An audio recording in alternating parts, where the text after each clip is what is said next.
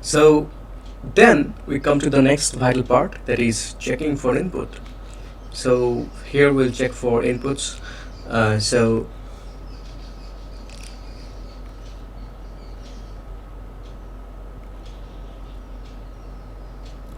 in tick, so they write it in pound tick, so this means shortened for the name method.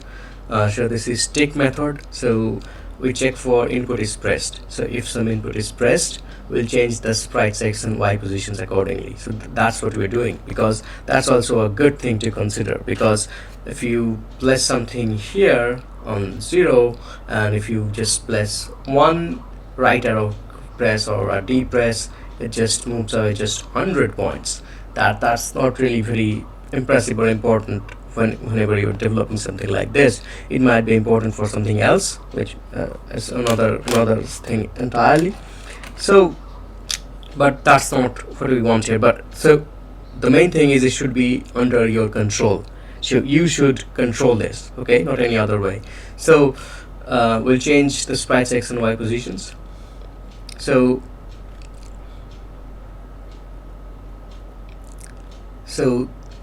we are familiar with args. So then it has something to hold, so to attend an answer to your inputs called args.inputs. Okay, so you can handle inputs like this.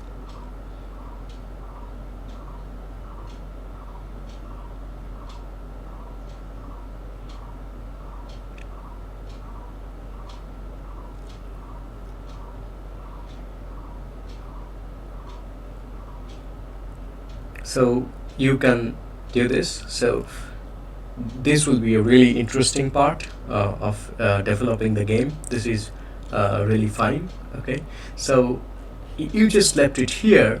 So 120 and 280, you just initialize them there. And so you said if args.inputs.left, that means if the left key is pressed. So remember, these are all abstracted away from you. How exactly this happens, there are a lot of layers of abstraction here, but you need to know that if the left key is pressed, you just change the position of the character 10 left. So the value of x needs to go back 10 pixels. Okay, I hope you remember this all of stuff about x and y. So if it's here in 5, and if you design it to go back 1 pixel, it will end up in 4 after you press the left key. If you don't press anything, it just remains there. Okay, and if right is pressed, it goes right 10, and if it's all 10, so you can also update the player y. So if you press the up key, it just goes 10 pixels up. If you press the down key, it just goes 10 pixels down. Okay, I hope that makes sense. So let's incorporate this in the game, and this will be really cool. Let's incorporate this inside the game. Okay, so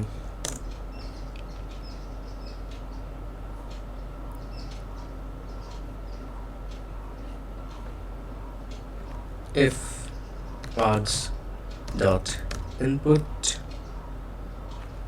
dot left, what happens? Args dot state dot clear x 10, it goes 10. Okay, so let's see if this is properly implemented or not. Okay, lots of errors. Okay, and is there. Okay, so let's close this if. So in Ruby, these if statements also needs to be closed. Okay, it's still errored.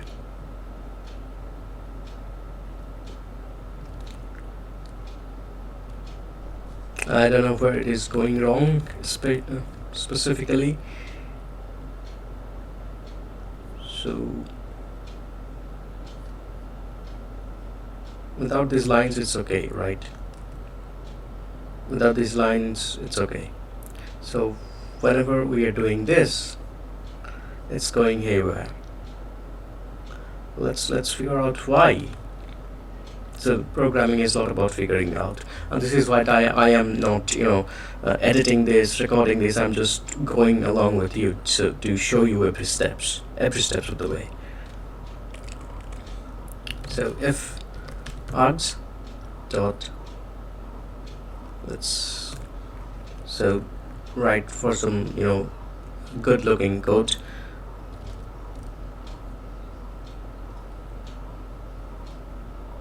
Inputs. So I think that was the mistake. I said input. Okay.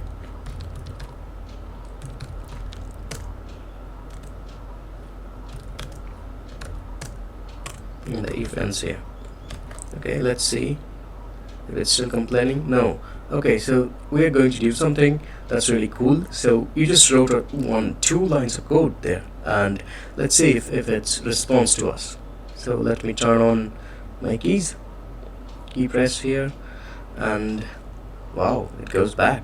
Okay, so nothing else happens because we haven't programmed these parts up and down, but look at this, left actually works. That's how fantastic is that? Okay, that's really cool, right? Okay, so we'll do all of those. Let's turn this off again. If. So else if is just how you write else if in Ruby, Java. Not really interesting things about that. So write args dot state dot there x plus equals 10. So if you press the right arrow, it just goes right. Okay, it just goes 10 pixels towards right. Okay, the x position is changed 10 pixels. Let's see if this works. Yeah, it works. Now we are pressing the right key, and it actually goes right. Woo, woo. And it also comes left. Okay, that's really simple. So you might think that we should have coded something like it goes really way back, but that's time consuming, and you can do that after you learn all this. So now we are really satisfied with boom. Yeah, that's really cool. Still we haven't coded up and down keys, so but we'll get to that in a moment. Okay, up and down key. Let's code them, and then I'll show you if everything is all right.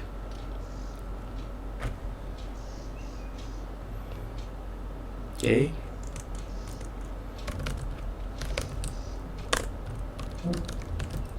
Put stop up. Oops.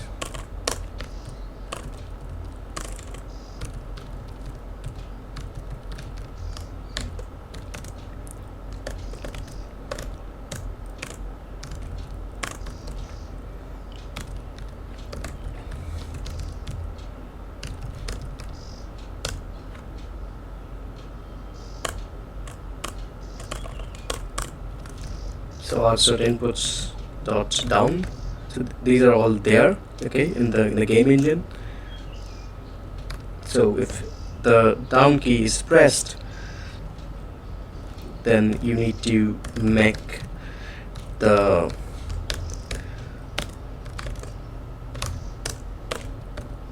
ship go down, right? Let's see if that works well. Let me turn on keys real quick. Yeah, it works. Okay. Some mistake there.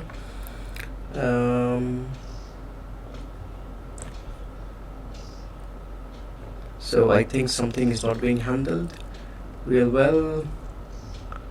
Okay.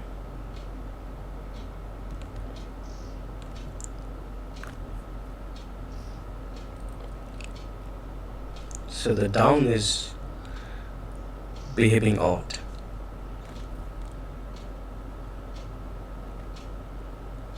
What's wrong with it? Let's see. Okay, so I just mistyped here. I just added an extra shift key that shouldn't have been there. So instead of pressing equal with the normal equal sign, I pressed shift equal. Sad mistake. Just happens. Typo. So a lot of typos happen. Nothing to worry about there. So you see that whenever I'm pressing this, so this should be your regular debugging, how you do your code debugging, not only in game programming, but in every programming. So you're checking against four inputs. You see that whenever I press right, it goes right, right, right, right, left, left, left, left, up, up, up, up, down, down, down, down. It works. But when I had that small mistake, so you see that it is responding to right well, it's responding to up well, it's responding to left well, but whenever I press down, it showed a full screen, a screen full of errors, right? So that totally happened. But I wasn't first what was causing the mistake, so I broke it down to four inputs and I tested for each. So whenever I pressed right, it went right. I checked that. Whenever I pressed left, it went left. I also checked that. So whenever I press up, it also works. But whenever I'm having this mistake right now, okay? So it's plus instead of equals.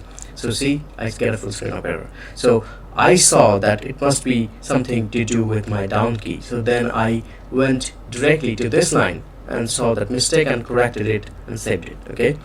Now when I get back, the problem is solved. This is how debugging should work. Whenever you have a bug or some mistake in your code and you are not sure what input is causing that error or what condition is causing that error, you just break it down into parts. If there are three possibilities, three options that the program can go from some point, you come back to that point and you simulate those three possibilities, and you check for which the error happens, and then you go back and correct it. This is how all of programming is done, all of debugging is done. Okay. You use debuggers and tools, but this is like the basics. Okay, so I explained all of this to you. So what exactly happens? Nothing to do here, and there is something that is important here that the author wants you to know, and I also think this is important. So that is, you are not directly pressing, not directly, changing, not directly inputting, hard coding the value. So here we are hard coding the value 10. Let's say we see that the ship is too fast for our test. Okay, we are pressing left, right, up and down. Let's say we see that the speed is too much, we need to slow this down. What we need to do, we need to go to all these four places and we need to change all this. Okay, whenever we've done that, we see that speed has lessened. Okay, it's just going 5 pixels instead of 10. Okay, but this is really problematic, because if you just forget to edit the code here in one place, so you see all the other speeds are there, all the other speeds have changed to 5, and this is the down is faster than this, it's moving 10 pixels. So this is up, but down is really faster than that. So up is really slower, down is really faster. That's a bad design. That's really a mistake and an error. So to get rid of this kind of error and doing this all kind of laborious work, going to all these four places and having to remember the four places that where this speed is written, this is really cumbersome. This is not really the most ideal thing to do. So instead what you do is you use another variable. Okay, that variable is, let's say, speed. Okay, we define it to 10. Okay, and let's write this once, and you will only do this once.